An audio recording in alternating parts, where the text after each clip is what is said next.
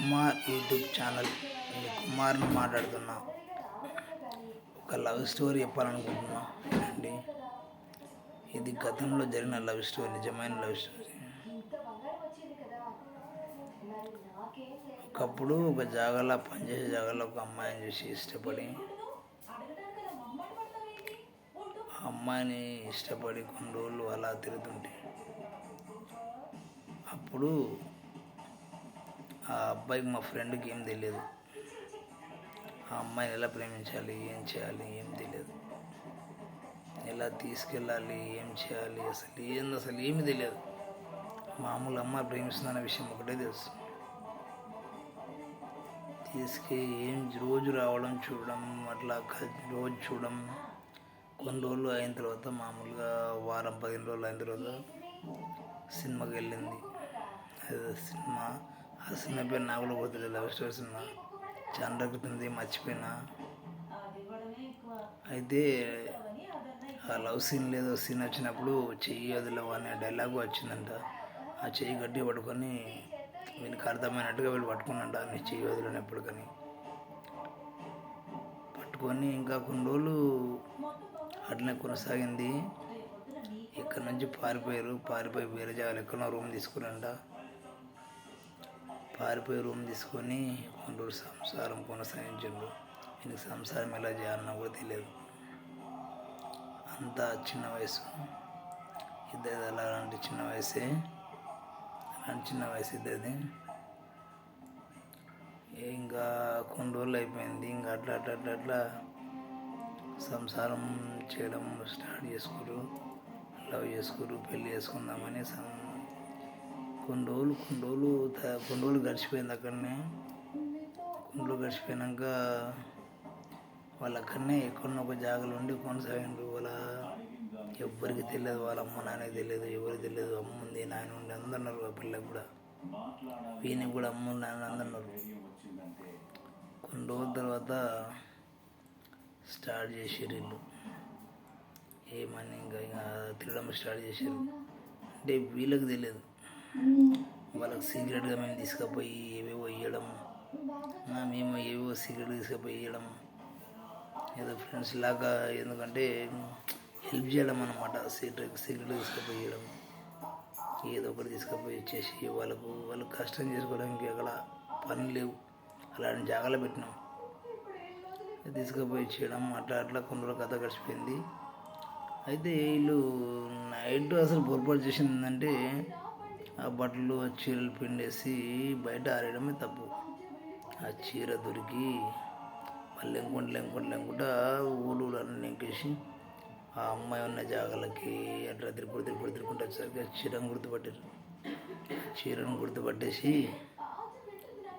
గుర్తుపట్టేసి ఏం చేసినంటే, అరే ఇది పలానా అమ్మాయి చీరను ఒకసారి డోర్ కొడుచుద్దామని చెప్పి డోర్ కొడుచుంటా మా ఫ్రెండు ఆ అమ్మాయి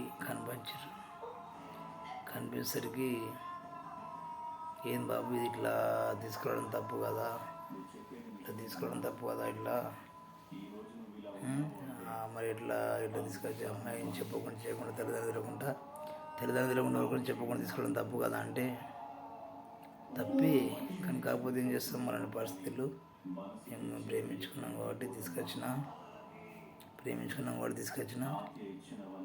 మళ్ళీ ఏం చేయాలంటే, మీ అమ్మాయిని తీసుకెళ్దామంటే తీసుకెళ్ళడానికి అమ్మాయి ఒప్పుకోవట్లేదు. నేను ఇతనితోనే ఉంటాను, నేను రాను, మీ అమ్మడ వాళ్ళ మేనత్త వాళ్ళు వచ్చి ఉండే, నేను రాను అని చెప్పేసి అమ్మాయి అన్నది. అంటే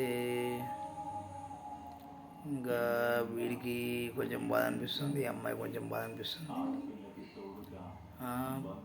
ఎందుకంటే ఇష్టపడి ప్రేమించుకోరు కాబట్టి ఇద్దరికి బాధ అనిపిస్తుంది. ఈయన పెట్టేలా ఇలా దానికి అనిపించట్లేదు, వీనికి దానికి అన్ని వదిలి పెట్టాలని దీనికి అనిపించట్లేదు. ఇంకా తర్వాత ఏం చేసినంటే దాన్ని నచ్చేపి ఆటో పిలిపించి మాట్లాడి అది చేద్దామని చెప్పేసి మారదామని చెప్పేసి ఆ అమ్మాయి పెళ్ళి అయిపోయింది. అది చెప్పడం మర్చిపోయినా, ఆ అమ్మాయి పెళ్ళి అయిపోయింది. కాకపోతే 3 నెలలు అయింది. ఆ అమ్మాయికి ఇష్టం లేదు, వీడి మీద ఇష్టం ఉంది. అందుకే ఆ అమ్మాయి లేచి వచ్చింది. ఆయన తీసుకుపోయి అది చేస్తాము మాకు ఇక్కడ ఊరు నుంచి అది వస్తుంది, అది కూడా కొంచెం మారదాంలే స్టోరీ అని చెప్పేసి మామూలుగా తీసుకుపోయారు.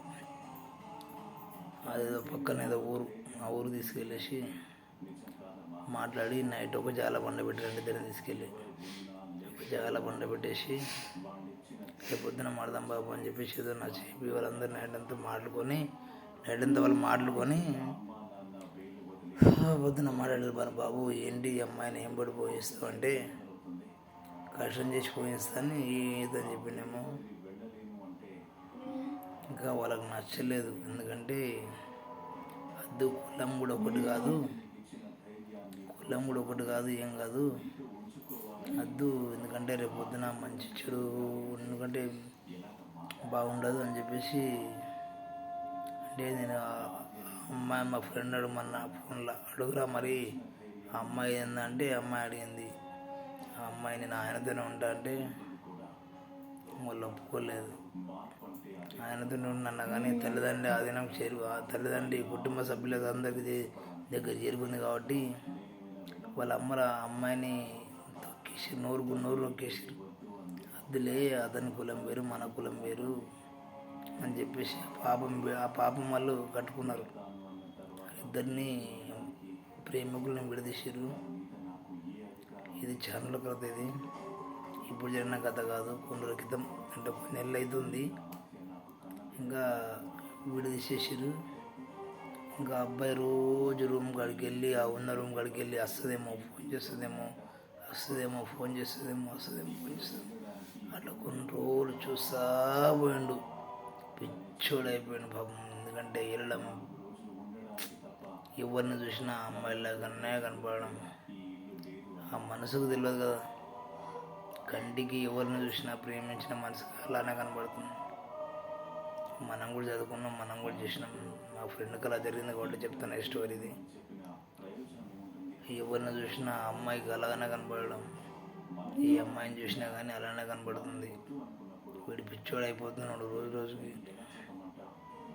కొన్ని రోజుల దాకా 15 రోజుల దాకా నెలల దాకా మొత్తం మీద రోజు వెళ్ళి రూమ్కి వచ్చినప్పుడు వెళ్ళి చూడడం. ఆ అమ్మాయిని మధ్యాహ్నం ఒకసారి వెళ్ళి ఆ రూమ్కి, సాయంత్రం ఒకసారి వెళ్ళి ఆ రూమ్లో ఏమున్నాయి 2 బాగుండ్లు, గిన్నెలు, బాసన్లు, వాళ్ళ బట్టలు, అంతవరకు. ఇంకా ఏం డెవలప్మెంట్ ఏం చేయలేదు ఇంకా రూమ్ని. కాకపోతే వాళ్ళు ఇంకా ఏదో కొన్ని రోజులు మనం సెట్ అయిపోయినాక మనం కొనుక్కుందాంలే అన్నట్టుగానే ఉండే. కుర్రలు కూడా ఉండేరు వాళ్ళు. ఒక మామూలుగా ఒక 3 నెలలు 4 నెలలు ఉండరు అంతే. ఆ 4 నెలల లోపల దొరికిపోయారు.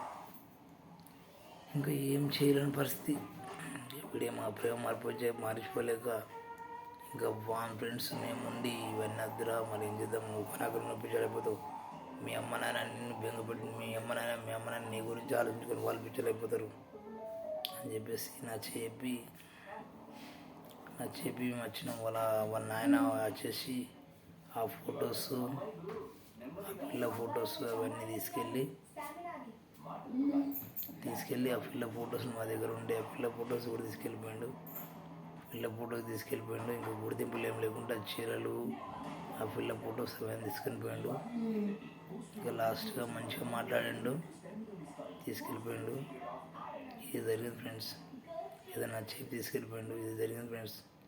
ఇది రియల్ స్టోరీ ఫ్రెండ్స్. ఇది మా ఫ్రెండ్స్ రియల్ స్టోరీ. ఇది లవ్ స్టోరీ, రియల్ స్టోరీ. నచ్చితే లైక్ చేయండి, షేర్ చేయండి, కామెంట్ చేయండి, సబ్స్క్రైబ్ చేయండి. నిజం ఫ్రెండ్స్.